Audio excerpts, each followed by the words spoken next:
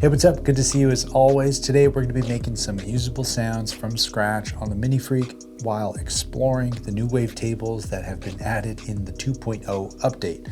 And I'll also be giving these patches away for free like I did with my last Minifreak video. So if you're interested in them, it's all linked down below. The Minifreak's pretty dope. I'm not sure if you've ever messed with it, but the modulation on here is pretty fun, but it could also be pretty limiting at times, which is a little stumping. I don't even know if that's really a word, but because of that, you end up trying some really weird things that end up sounding really cool. So with all that said, let's dive deep. Oh, and by the way, this ain't sponsored by Arturias, but yeah. Anyway, check out this patch right here.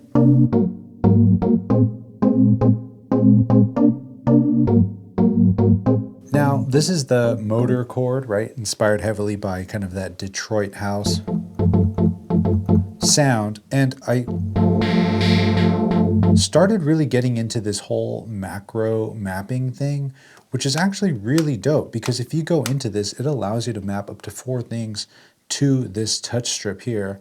And originally I thought this was just going to be like a pitch wheel, but it's so much more than that because you have 2 of these adjustable sliders here that you can do whatever you want with when it comes to the modulation of either M1 or M2. Now, one thing I do wish that the Minifreak had was a pretty quick way of initializing a patch. It's not that bad right now. It's just shift erase, you scroll down and preset initialize, right? I wish it was a button combo. But anyway, we're here, initialized patch. Now let's explore the wavetables. So going over to oscillator 1, you change your type all the way to the end and you have wavetables here. Now choosing your wave chooses the different positions within the wavetable itself. And this is actually a really good moment to mention how awesome the software is for the Minifreak. It gives you crazy visuals of exactly what's going on. Because even when you're changing the wavetable table position, your timbre is going to be a pulse width, which just adds this like flat section within the middle of the pulse width. And all this is modulatable.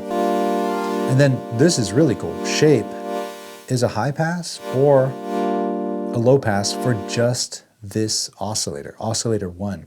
And in my previous video, I mentioned how oscillator 2 having the filter oscillator is really cool, but now it's like built into the oscillator itself. So for example, if we listen to, I think it's this burnt memory patch.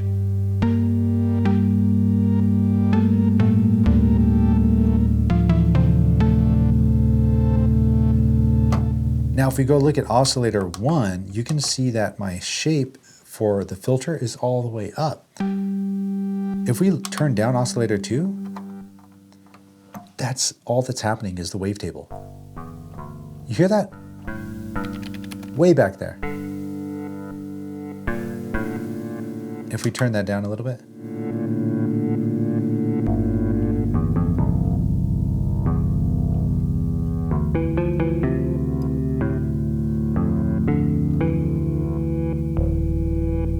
But I wanted just this texture way at the top, while oscillator 2 just in a basic wave.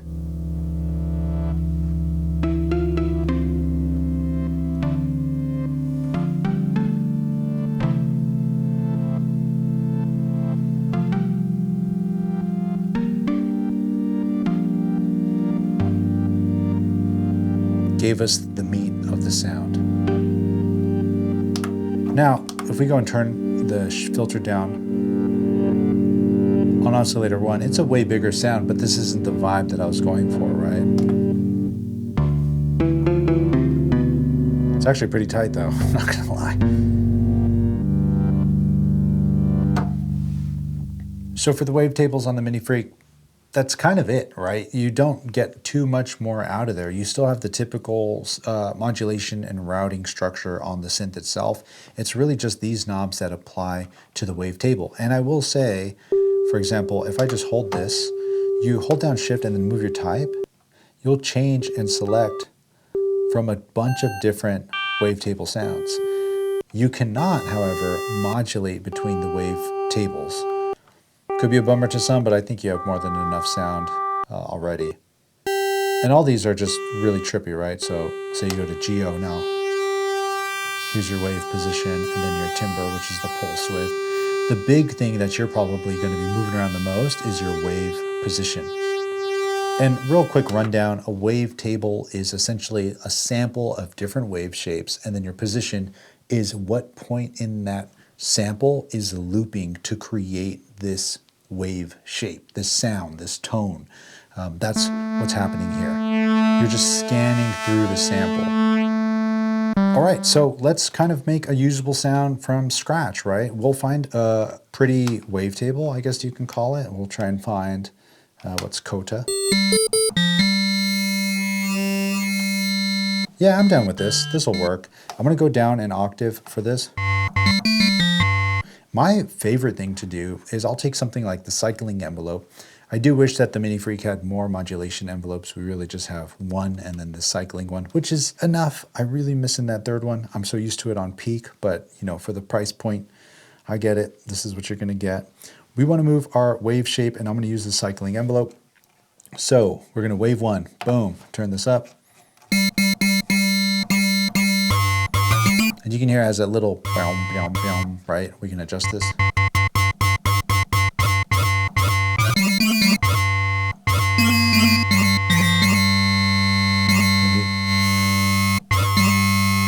And we'll change the mode. And this is really harsh. I just turn it up all the way so I can hear how it's really affecting it. And then I can bring it back. And then move the whole bias, right? We'll just push the wavetable up. So right now it's not jumping too high up, but it's moving from that wave position, depending on where its initial set is, and then it's gonna be moving above on that little point.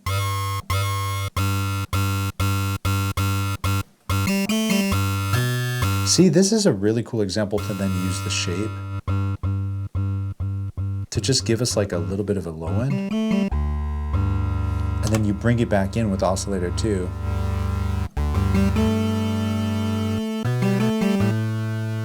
And then we'll change our tuning. We'll say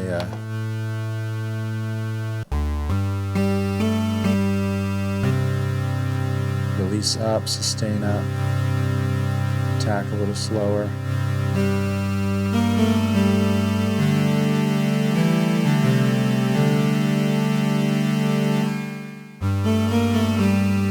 This is actually really pretty. Give it a little bit of glide.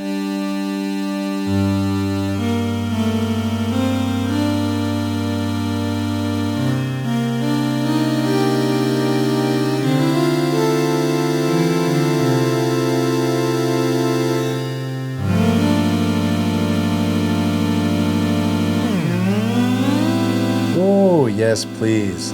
A little bit of glide's good, but sometimes it gets so overkill. Yo, okay, so we can do something wild with this. I hope we can do this. Let me see if I can assign our glide amount. Thank you, Arturias. I can assign our glide amount. Literally gave me chills. Why am I like this? Okay, I've just assigned page 3 to our glide amount. What do I want to affect our glide amount? We can do a couple different things. We can go with a simple one. For example, I'll say LFO2, go to our glide amount here by how much, right? So now depending on LFO2's rate, depending on where it's at in its cycle,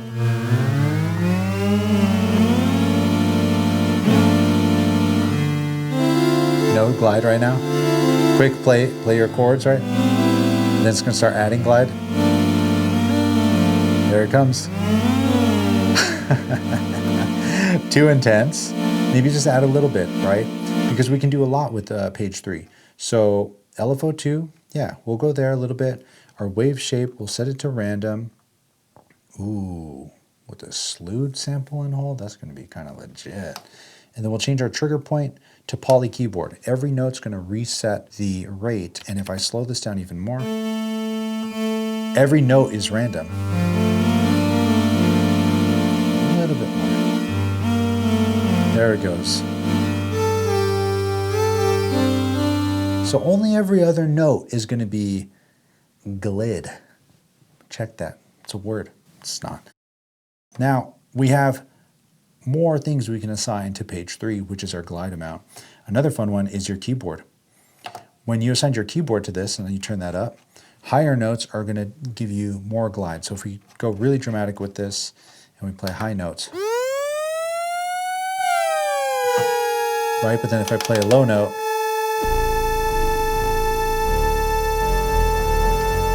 there's no glide. Again, a really fun way to kind of create a synth patch that's very playable and dynamic to somebody who plays keys. I'm getting there, starting to learn, but this is the type of patch that I would hand off to somebody and be like, yo, make something dope on this, right? And again, download this patch down below. It's free, why not? If you have a Minifreak, of course. All right, let's just set this to about 21, sure. Let's see.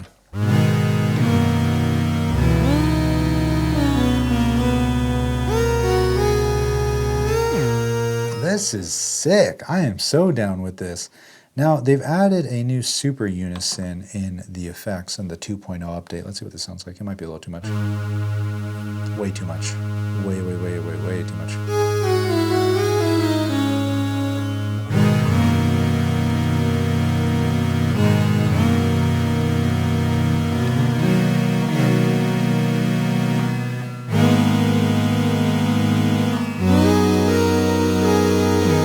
Rest in peace, Sakamoto.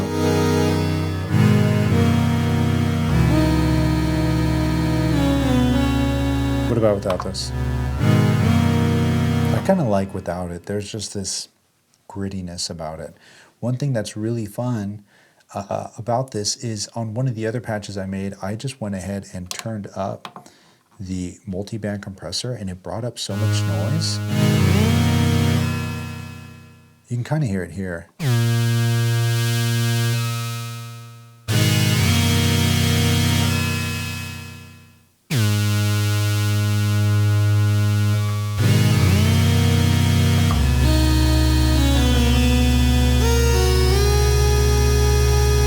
Why am I wiggling my finger like that's going to do something? Can I make that do something? Velocity aftertouch? Okay, well, which is it? Is it velocity or aftertouch? Maybe I should learn how to use this thing. Let's go to pitch 1 and 2. Actually, you know what? We'll assign something else. So LFO1, I want LFO1 to go to the, wait, how am I going to do this? See, this is what I'm talking about. There's these tricky things. I want the velocity to affect the depth of LFO1 going to the pitch. You know what I'm saying? If we go to our edit, no, this is a shaper edit. That's not what I want to do.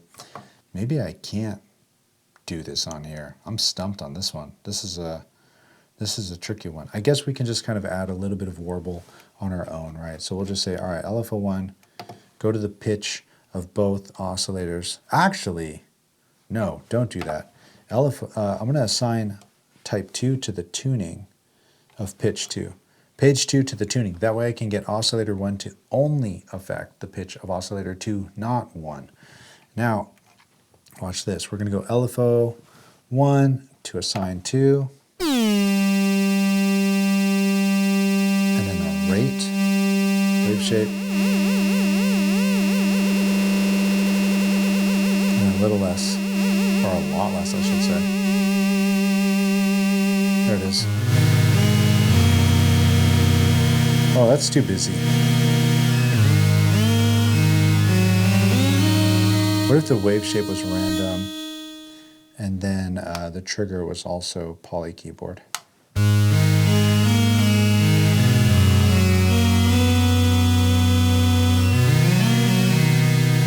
This is actually kind of cool.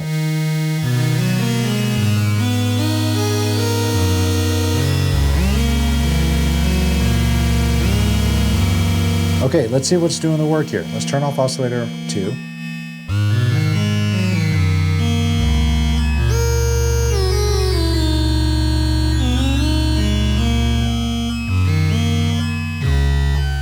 Do you hear this? That's just the wavetable. I almost like it with just that. FX3, a little bit of reverb.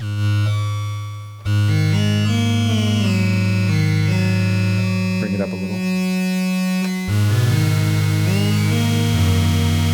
A little less.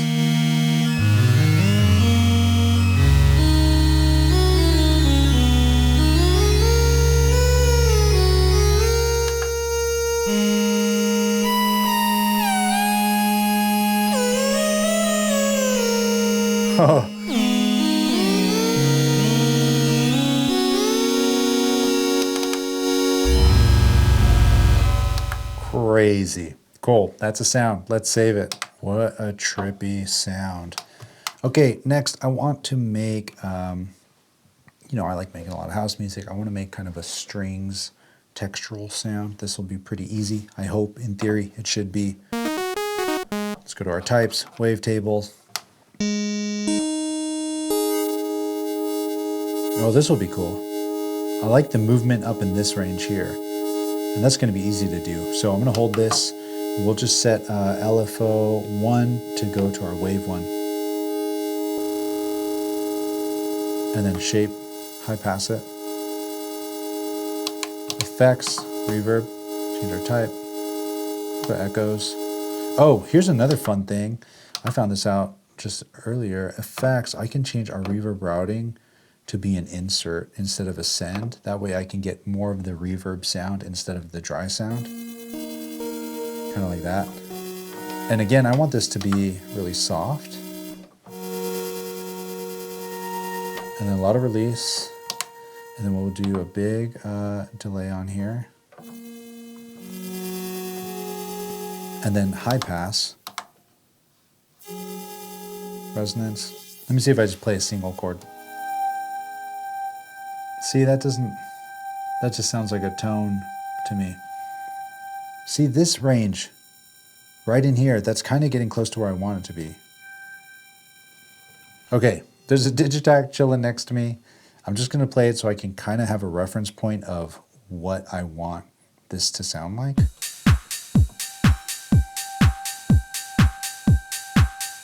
I want it to be noisier. I want there to be literal noise. Oh, now we're talking.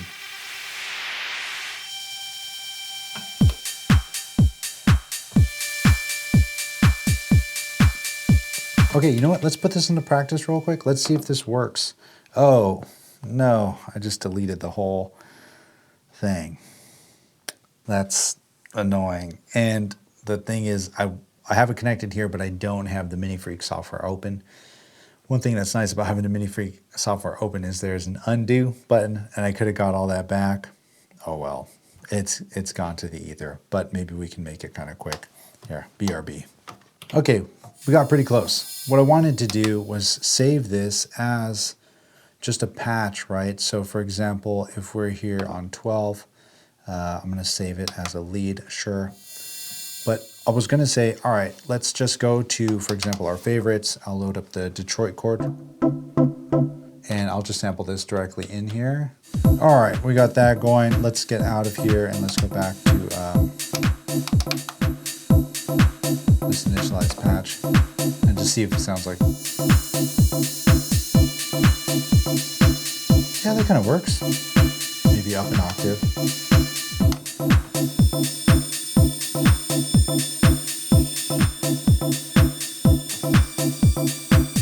Yo, this actually works. It's so funny because out of context, I'm like, does this even sound remotely like that stringy texture that I want to make? I guess it does. Not bad. All right, let's go ahead and save this and jump to the next sound. Now, one of my favorite things on the Minifreak is the chord memory. I'm a sucker for synths with chord memory because it's just so easy to, right?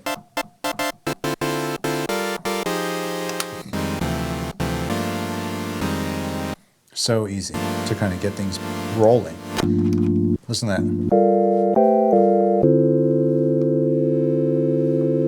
A little bit of release. Let's make a nice housey chord.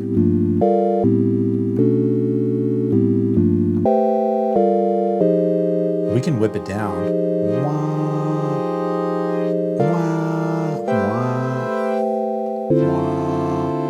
I think we can make that happen. I know we can make that happen. This is going to be a tricky one though, because there's going to be some weird inversion type of things. And we're going to use the cycling envelope in just envelope mode to get that. So what we're moving is the timbre, right? And this is so simple to do. And this is how I assign modulation on all synthesizers, VST or hardware. to kind of get to the ballpark range and get exactly the sound that I want. So, right, what I want is, I want it to land here, right? We'll turn timbre down, that's fine. We'll go over to our cycling envelope, set it to timbre amount, and we'll turn it up, I don't know, to 30. Sure, why not? It's a nice number. Now, if I turn up our hold and sustain, turn everything else down. Your rise down, your fall down, all that. Only using your sustain, you're going to choose where this lands. Right there. Now you can hear when I let go. It falls and it just disappears. Well, change your fall amount. Or change your rise. But you can hear that goes, and then a harsh fall, right? Maybe you don't want that. Easy fix. Turn your sustain all the way up so that there is no falling point of that. Now you're probably saying, well, this is way higher than what we wanted. And it is.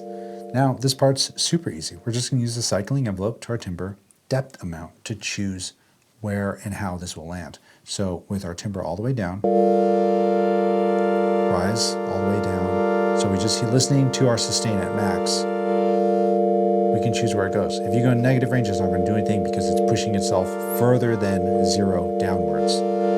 But that's very good if you want to push from a higher position down to a position. You're inverting the wave shape or the envelope. So I want to land there.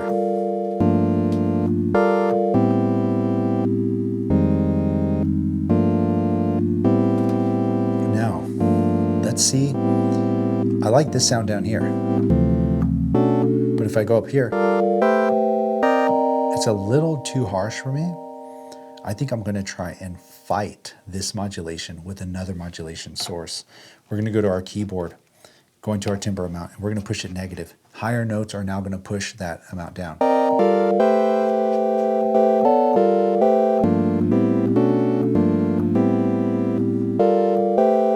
Watch, without this, hear how high-pitched these are?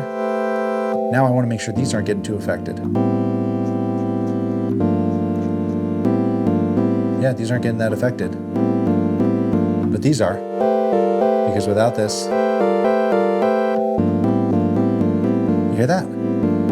Wild. The fact that you can do that. Now, resonance.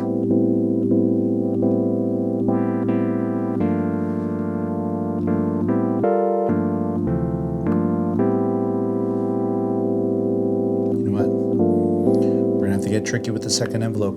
I had to do this in one of my other patches. Wave shape, we're going to go exponential saw down, rate really slow. Trigger mode up to poly keyboard. And what we're doing here is we're going to use the second LFO as a third envelope to move the filter cutoff for us. So we already have LFO2 here. We can just go up, doot, doot, doot, over 1. Am I in LFO2? Yeah, there we go.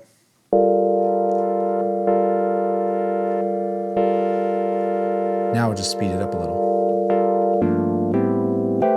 depending on how much you go. And I don't think that there are single cycle. Oh, there are. Okay, I take everything back I said about the synth not being modulatable. Listen to that. Make it fast. Oh.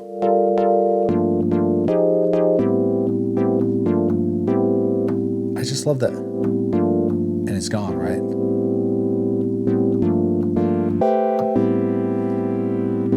Now you want to get really wild.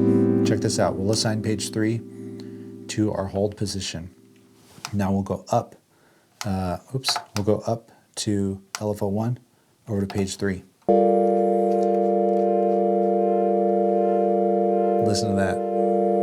You know what's happening? Do you know what's happening? Look, we'll move this. Remember we were using this to choose what kind of tone and texture we wanted, right? For our timbre, our timbre. The LFO is doing this for me now. Trippy. And this is changing our timbre. So LFO1's moving this, which is kind of moving this, sorta. So why not assign that to there? Well, this is just a little bit more fun and gives you this other weirder type of playability, because then you can assign different things to your LFO rate, and that will change how much this moves the timbre amount. And I guess that could still technically go that way, right? But then all this is going to be playing off of the rise and fall as well. So watch, turn that up again. Speed this up. Whoa, wrong one, wrong one.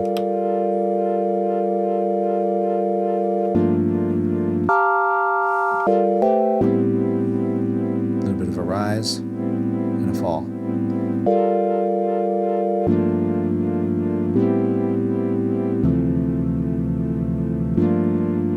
And this is just oscillator 1. So now let's go into oscillator 2, choose its type, comb filter. Oh.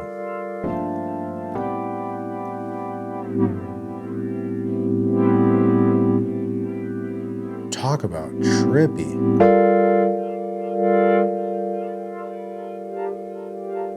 Okay, we can get wild with this, because our envelope here is doing something completely different. And we can now assign our envelope, which is just the way the keys are opening, right? It's amplitude envelope, letting the sound out. We're going to apply that to the wave shape of oscillator 2, just the wave of oscillator 2 only. And you can see it's not an option here, but we can assign it. Wiggle that, wave 2. Now we'll go up and then over. And now envelope. Watch, we'll turn this up a lot, and then we'll find the sweet spot again. This is where it's going to land. This is just where our sustain is. We'll say 30. Why not? It's a nice number. Now use your wave to find where it's going to land. I want something really cool sounding. Maybe there.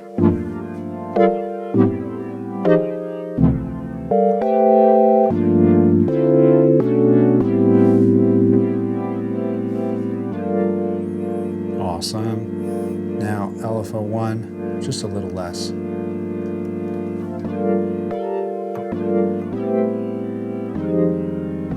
What does it sound like without it being a chord? Whoa.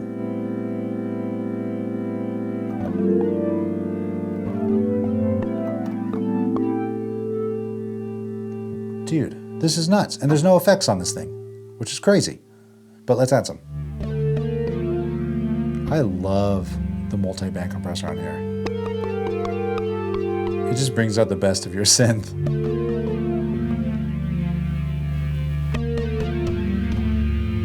Listen to that.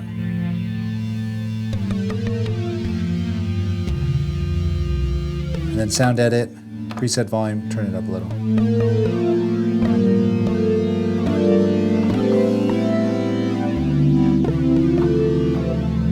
Right, nuts, nuts. All right, let's go ahead and save this one too before I lose it. Oh, and you know what? I didn't even talk about these macros. Let me just jump to that real fast. So check this out. We're on macro 1 here. It says move anything to assign whatever.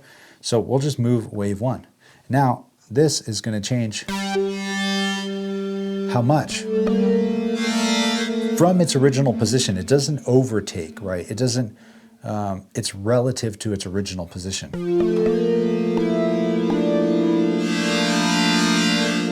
So that's an easy one,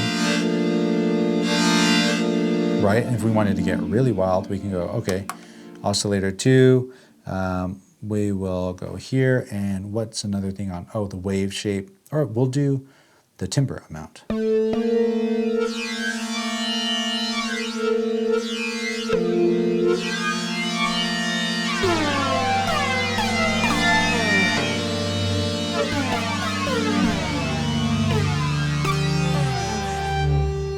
Bring it back down, and it's nothing.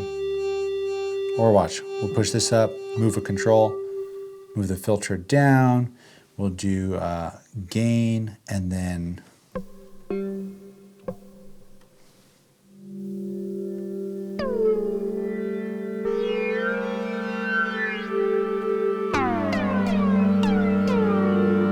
we'll also say Why not? No rise. And I accidentally assigned wave 2 here. Macro destination full. Let me erase this one. How do I erase that? Oh no. Ah, macro 2. Okay, cool. Macro 2 erase. Go back here. Assign this. We wanted to go filter down. And this is all the way up. Timbre, shape, and then we'll move our attack down.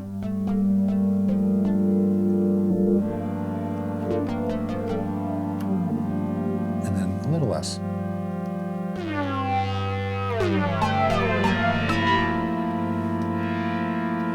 But you see how fast that was to modulate? Absolutely insane.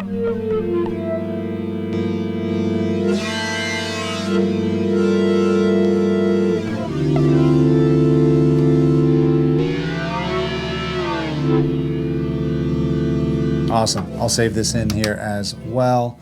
But yes, my friends, if you want to download these patches and you got a Minifreak or the plugin, as well as a couple other patches I didn't even demo or show, they're all linked down below. And it's always so good to see you as always. Hopefully you learned something here. It's one thing I love about exploring synthesis is a lot of this can just be translated to a ton of different synthesizers out there, whether it be plugins or hardware modulation. It's kind of all the same. The only thing that ever really changes is what you got, how many of them do you got, and then your oscillators. What is the core sound of it all? So having Wavetables is an awesome addition.